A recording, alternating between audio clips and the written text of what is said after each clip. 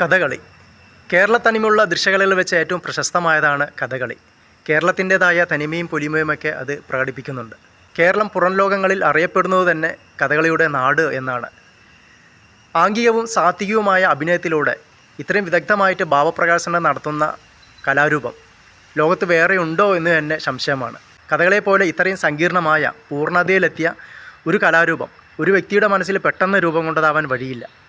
കേരളീയ കലകളുടെ അനുക്രമമായ പരിണാമഗതിയിലുണ്ടായ സവിശേഷമായ ഒരു വികാസത്തിൻ്റെ ഫലമാണ് ഈ കഥകളി എന്ന് പറയാം.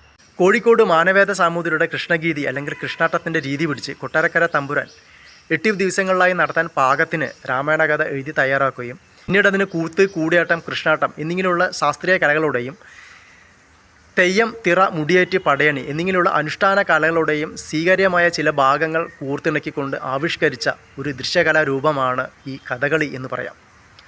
ഇത്തരത്തിൽ 17-ാം നൂറ്റാണ്ടിൽ രൂപം കൊണ്ട രാമനാട്ടമാണ് കഥകളിയുടെ ആദ്യ രൂപം. നൃത്തം, നൃത്യം, നാട്യം, സംഗീതം, വാദ്യം, സാഹിത്യം, ആലേഖ്യം, ശില്പം എന്നിങ്ങനെയുള്ള കലകളുടെ എല്ലാം സമഞ്ചേർന്നൊരു രൂപമാണ് കഥകളി എന്ന് പറയുന്നത്.